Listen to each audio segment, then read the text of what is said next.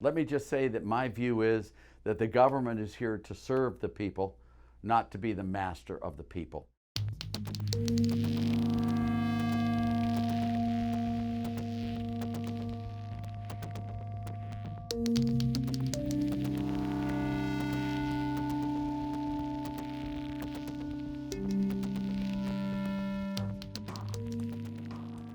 Let me just explain, if I can, the Laffer Curve. I did not name it the Laffer Curve.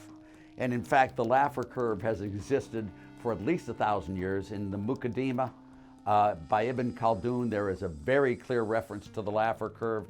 You can find it in the economics literature historically. The Laffer Curve is not new, and I did not invent it. It was a journalist who named it the Laffer Curve. But it's a very straightforward concept. Tax rates have two effects on revenues, on total tax revenues. First is what we call the arithmetic effect. If you increase tax rates, you increase the amount of taxes collected per dollar of tax base. Just straightforward. The second effect is the economic effect, which is if you increase tax rates, you reduce the incentives for people to do that activity, and you will shrink the tax base. These two effects always work in the opposite direction. And sometimes when you raise tax rates, you will collect more revenues. And sometimes when you raise tax rates, you will collect less revenues because the tax base will shrink by so much. Now, the 2 points on the curve that are really very interesting is there are 2 points on the curve where tax revenues are zero. Now, obviously, if your tax rates are all zero, no matter how much income there will be no tax revenue whatsoever. So at zero tax rates, there'll be no revenues, but you'll have a lot of GDP. In addition to that tax rate of zero, at 100% tax rates, if every time you go to the office, instead of getting a check, you get a bill, sooner or later, everyone will stop working and there will be no tax base, so that even when tax rates are as high as 100%, tax base will be zero in there. So you have these two effects. One is a high one at 100% and one is a low one at 0%. Now, if you start lowering the tax rate from 100% to 99% to 98%, sooner or later, some people will start going back to work and tax revenues will start increasing. Likewise, if you're at 0% tax rates, if you raise that rate from 0% to 1% to 2%, increases in revenues will occur. And there is a broad relationship between tax rates and total revenues that looks sort of like an ellipse. I usually joke in an audience, I turn to them and say, it's my profile, because I have a little bitty of a tummy that looks sort of like the Laffer Curve. Now, this is a very simple explication of the Laffer Curve to make the concept very understandable. When you're looking at the real Laffer Curve, you have a lot of additional effects. For example, if you raise a tax rate, there will be more tax evasion, illegal hiding of income. There'll be more tax sheltering, finding legal loopholes to change it. People will have more inversions. They'll move to lower tax locations. I moved from California to Nashville, Tennessee, solely because of taxes. There will also not only be inversions, but people will select different forms of business organization to reduce their tax burdens. All of these things will happen, including a reduction in work effort if you raise tax rates. And symmetrically, if you lower tax rates, these will work in reverse as well. The actual relationship between tax rates and tax revenues is very complex, but it's quite simple to look at that curve and just understand the concepts underlying. So that is why I wrote the curve, so I could make a very simple explanation so people could understand it quickly and easily and understand the concepts underlying it.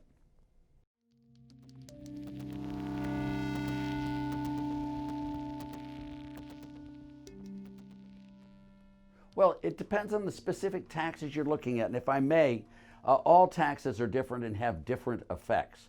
No two taxes are exactly the same. And when you look at the taxes, what you want to look at is the size of the tax base. The smaller the tax base, the more likely it is that a tax rate reduction will increase revenues.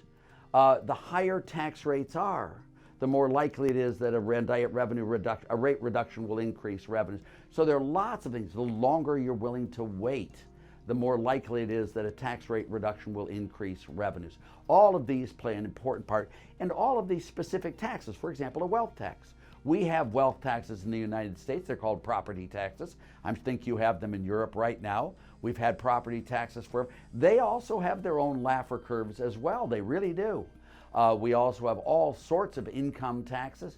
We have specific income taxes, specific sales taxes. We have cap corporate taxes. We have all sorts of sin taxes. We have speeding tickets. We have taxes on cigarettes. All of these, each of which has its own Laffer curve, and each of which contributes to the overall country's Laffer curve. For example, a tax on, let's say, income will affect the corporate tax as well. It will also affect property taxes. It will also affect sales taxes. So all of these taxes are quite interrelated. And what you really want to look at from the standpoint of economic policy is the total effect of tax rates on revenues and on output. And you want to look at it not only for today and tomorrow, but for a long period of time into the future. All of these considerations are very important, although the principles are very, very similar to all of them, that just the actual specifics are quite different.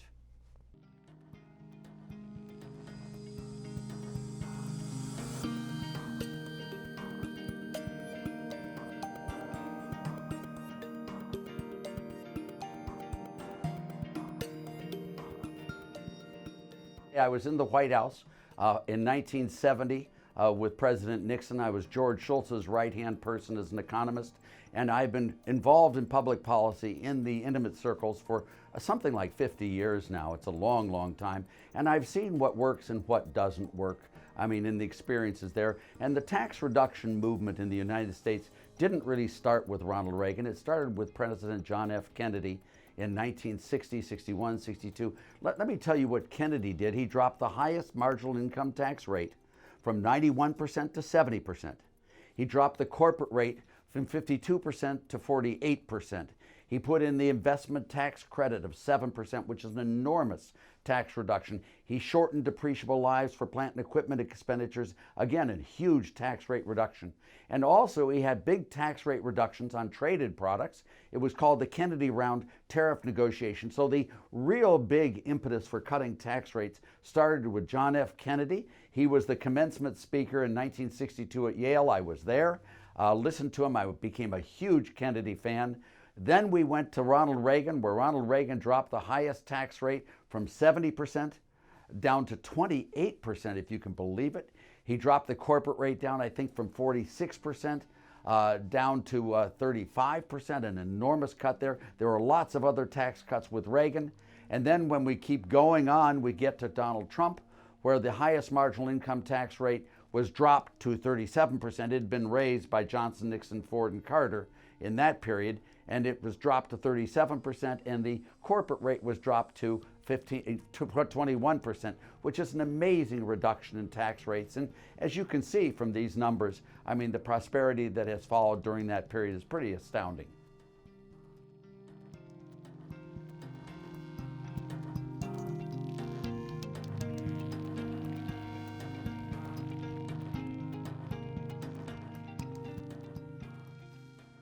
Tax competition was always discussed. You remember in the European Union the whole issue of Ireland. When we did the tax cuts in Ireland and dropping the corporate rate down to 12.5%, which created this enormous prosperity in Ireland, the rest of the European Union was very upset with Ireland because they didn't want Ireland to reduce its tax rates to do that, because it would divert production out of the rest of the EU into Ireland. It had two effects. One was job creation, and one was job diversion.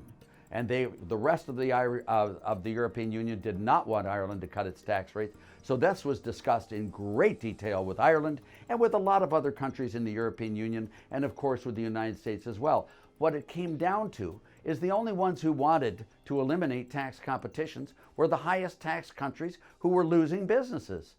And the people who wanted to did not want to prohibit tax competition were the lower tax rate companies that were getting the jobs, output, employment, and business. So this competition, and the solution that came through was basically, let's just not talk about tax competition in most of the documents that were there. But believe me, when it came to Ireland and all the other tax rates in the EU as well as in the UK, and the U.S., tax competition was discussed ad nauseum, as was income redistribution. But for good reason, tax competition was left to be untouched by the negotiations. I think it's correct not to do anything to eliminate tax competition. I think tax competition makes everyone better off.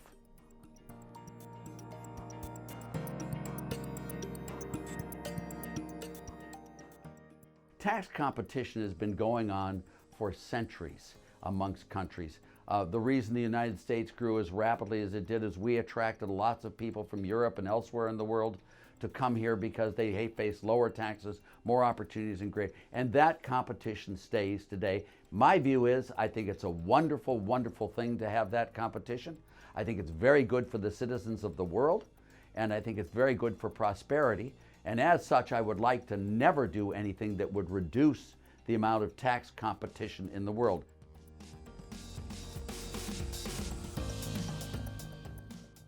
I think that globalization and agreement by countries on tax coordination, I think, is not good, because the issue is here. Governments are there to serve the welfare of their citizenry, and as such, they should do policies that make their citizens as well off as possible. Now, if their citizens decide that they'd like to trade products, that is wonderful. Free trade is something that makes citizens of a country very, very well. Also, the competition amongst different countries is also something. Just like the competition among goods and services, the competition among governments is also very good, because these governments then provide this competition not only in taxes, by the way, in spending, the provision of public services, also regulations, restrictions. All of these things governments provide as inducements for the welfare of their citizenry. And that type of competition can only benefit the citizens of all these countries. Tax competition, like any competition, always benefits the consumers, which in this case are the citizens of the world.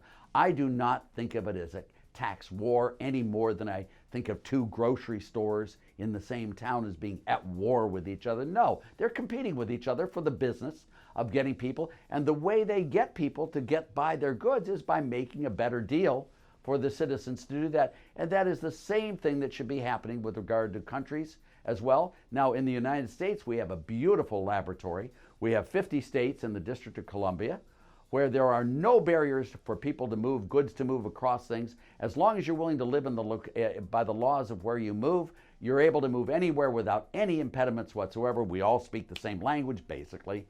We have all of these wonderful, we live under the same central government. This is a laboratory where states are able to compete with each other and really compete for the favors of their citizenry. And that competition has provided an enormous set of benefits. Now, it's not always lower taxes that make the difference. For example, California probably has the highest income tax rate in the nation. I think it's 13.3%. That is a very high tax rate. Yet California's population and GDP is growing rapidly because they are providing their citizens with the products that they want, that those citizens want, and the population of California is growing. Now, I live in the lowest tax state in the nation, as you might guess, Tennessee. We have no death tax, we have no gift tax, we have no income tax, either earned or unearned. I could go on, but we're about the lowest tax state in the nation. And we provide a different set of policies than California. And both of us, California and Tennessee, are prospering as never before. Some states have provided all sorts of policies that no one wants. These are Illinois, Connecticut, New Jersey, New York, Michigan. These states are losing population to Tennessee, to Florida, to Texas, to California, that are providing a better set of services.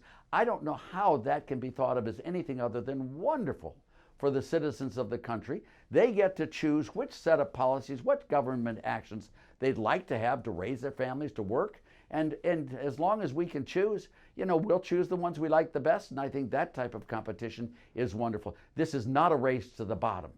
This is a race to the top, where which state can do the best job to make its citizens happy and prosperous. And that's a wonderful type of competition.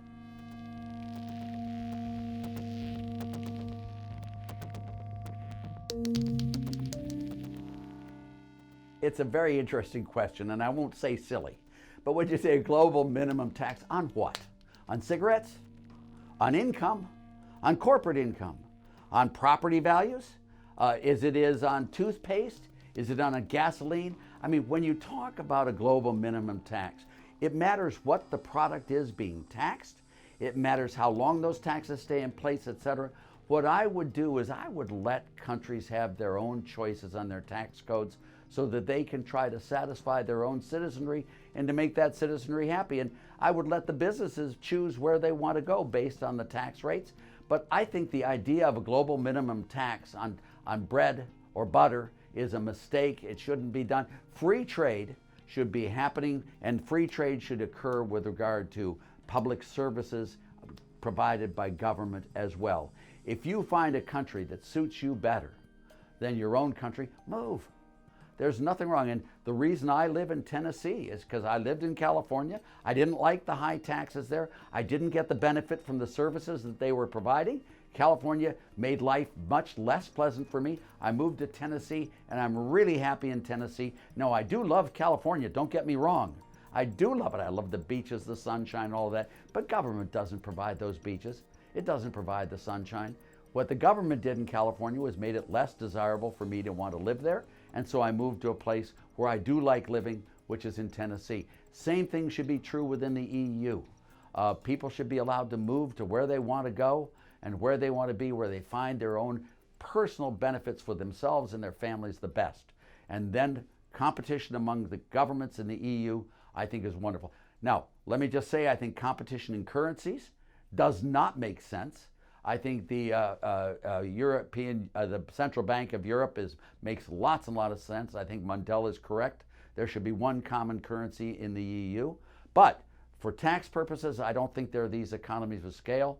And I think countries should compete all the way down to zero if they want to have one tax at zero, another tax. I don't think there should be any restrictions placed on the countries.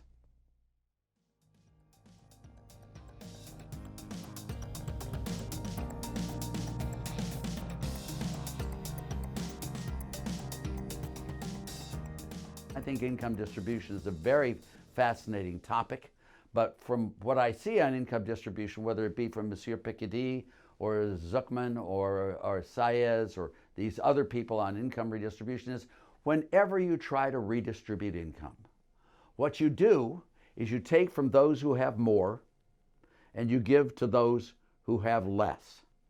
By taking from those who have more, you reduce their incentives for producing and they will produce less. By giving to those who produce less, you will provide them with an alternative source of income other than working, and they too will produce less. The theorem here, and it's mathematics, it's not ideological, it's not Republican, it's not Democrat, liberal or conservative, left wing or right wing. Whenever you redistribute income, you always reduce total income. That's a theorem. And and the lemma of this theorem is the more you redistribute, the greater will be the reduction in total income. And the limit function of this theorem is really very simple. If we were to get exactly equal distribution, if everyone came out exactly the same, there will be no income whatsoever. I mean, imagine a situation where everyone who makes above the average income, we tax them 100% of the excess. And everyone who makes below the average income, we subsidize them up to the average income. If we actually did that, there would be no income produced. Everyone would come out exactly the same at zero. That's why this wealth redistribution doesn't work. Income redistribution does not work. It causes everyone to be poor. You know, what you want to do is have a low rate, flat tax so that the rich do pay their fair share in taxes. As it is right now, they don't pay their fair share because they use all the tax gimmicks and tricks and the politics to keep themselves from paying their full share of taxes. So that's the difference between us. We all want the rich to pay their fair share. How do you do it? By trying to tax them more? If you do that, you're going to lose. If you do it by lowering tax rates and broadening the tax base, you're going to get the money from them and you're going to create a political economy of growth that will be prosperity for long periods of time.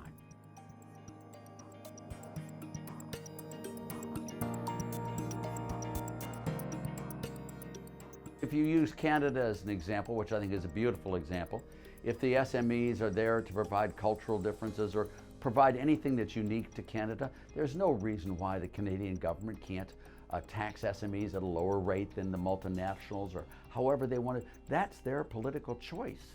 And that's a wonderful choice. And if that would encourage SMEs and the people of Canada think that's a thing they want, God bless them, let them do that. If, on the other hand, another country does not want the SMEs, they want the lowest possible cost at the cheapest, best products there, and so they want the global companies to come in, that too is their choice. And that's what's so wonderful about a democracy, is we in different countries and in different states can choose different combinations of public goods and public services.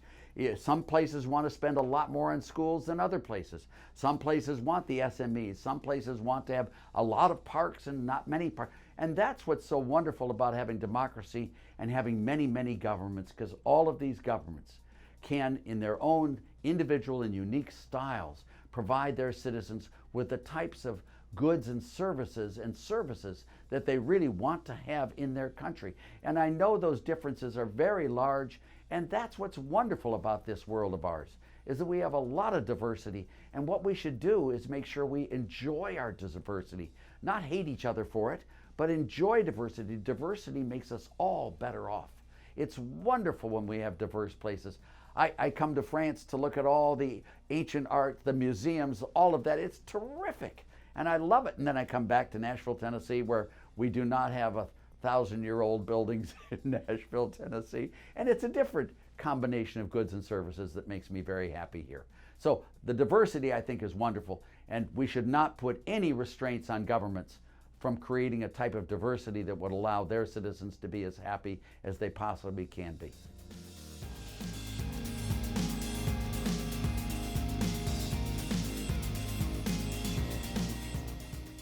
When you have something like this pandemic, this coronavirus that has dropped worldwide GDP dramatically, incomes have fallen, employment has fallen, prosperity has been greatly reduced globally, which makes it much more difficult for the government to raise increased amounts of revenues. I gave the keynote address at a sub-Saharan tax conference in Casablanca in Morocco a couple of years ago, and I was talking to the sub-Saharan people from Niger and from Chad and from the Ivory Coast and all this. And what they do is they looked at the U.S., which is very prosperous, and the ability we have to tax and provide roads and schools and public services. They don't have this ability. You know, you can't get blood from a stone. And when you look at the pandemic, what it's done is it's reduced the government's ability to tax, and the government, like all the rest of us, will have to live with less and provide less services, because they will kill the economy if they try to increase the amount of revenues they get in order to be able to increase government spending. So make sure they don't kill the goose that lays the golden egg. Remember that the most immoral act a government can ever perpetrate on its citizenry is to enact policies that have the effect of destroying the production base from whence all beneficence ultimately flows. Governments are here to serve us, not to be our masters. And when you realize that, we have to understand how governments must adjust to the pandemic as well, and they just can't take as much in, even though the needs are much greater. The money's just not there.